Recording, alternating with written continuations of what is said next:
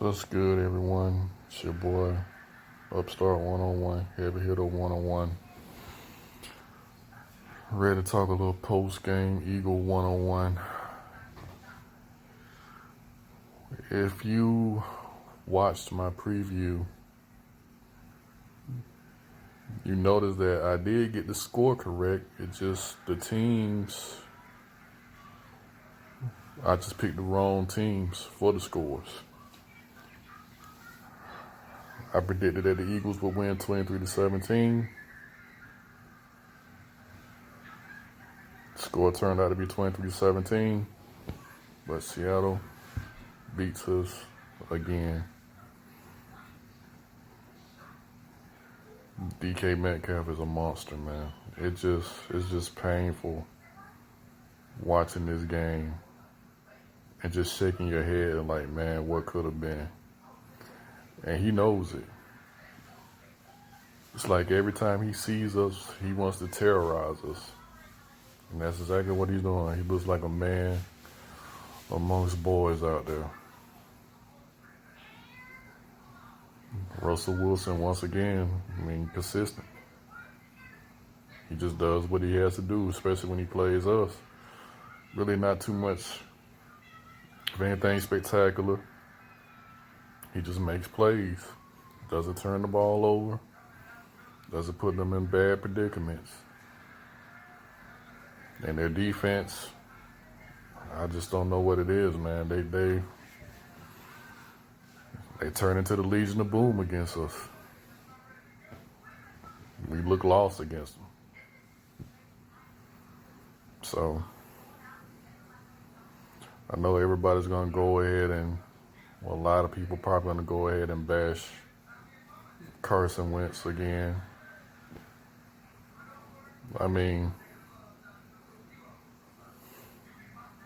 Season's over, y'all.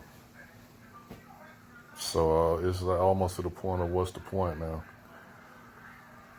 This has been going on the whole year with Carson. He leaves too much out there. And for those to say that the offensive line is terrible, the offensive line is terrible. But when there's plays to be made out there, he doesn't make the plays.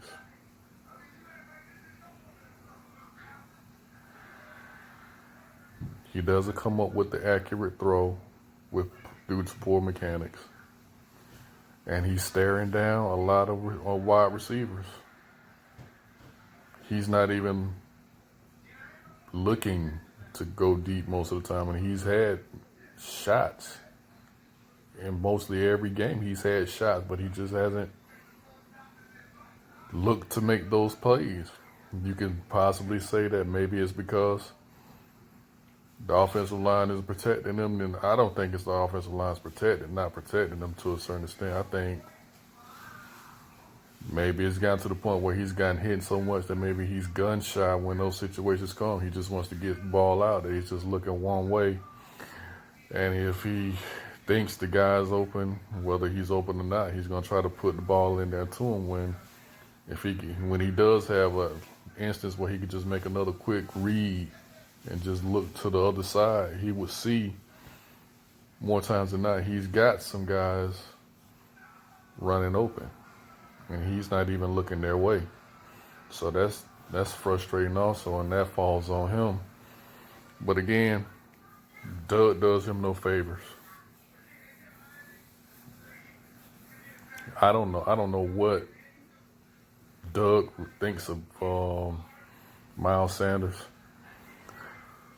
because I know he has the drops and the fumbles, but maybe that's just a lack of him not being into the game, because Doug doesn't really implement him into the game enough from my standpoint. It may be different from your standpoint.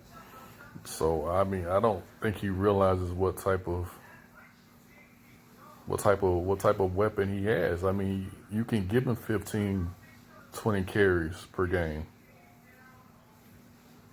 and then maybe give him 5, 10 passes, swing passes. You got to just put the ball in his hands, because you don't have that many explosive playmakers as is. He's one of the rare few that you have. Again, that's just poor coaching. And then to not just, to not kick field goals when you know you should kick a field goal. To challenge plays you don't have no business challenging. It's just, I don't know. It's like he's coaching like he's a man that in a way knows that the season's over, because there's just no logic behind these decisions that he's making. It's not. So we take another L.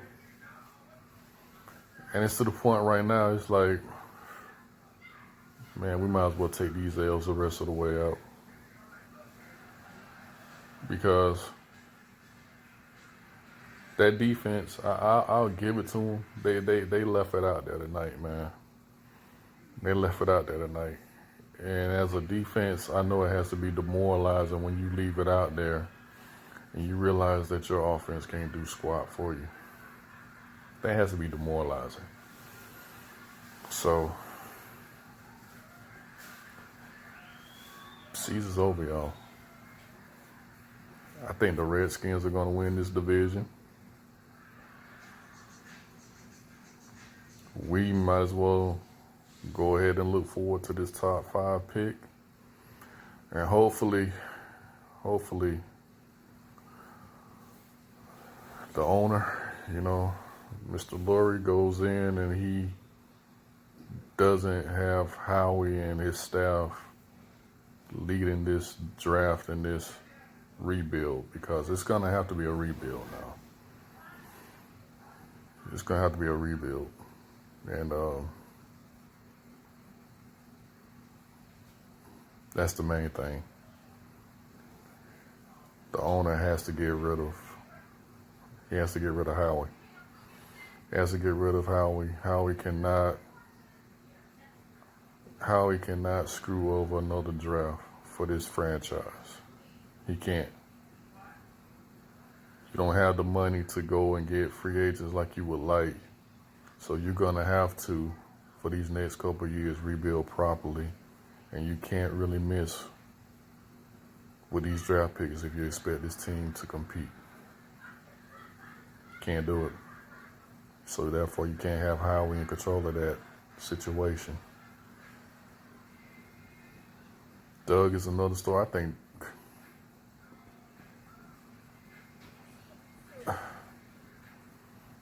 I'm going to make another video about that, because I get the feeling that Doug don't want to be here no more. Doug don't want to be here right now. I just get a feeling that, I mean, just the way that moving. Well, I won't say that. I think it's an either or situation. I think either Doug or Howie, one of them has to go. And I think more so it has to be Howie, because I think, as you can see, I mean, guys still play hard for him, even though he makes bonehead decisions, but the guys still play for him. I mean, but he's going to have to get a new coaching staff, and I think Howie has to go. It's either or. It's either or with those two, because something's not right there. Something's not right there. But kudos to the Seattle Seahawks. They came in, did what they were supposed to do. We move on to Green Bay.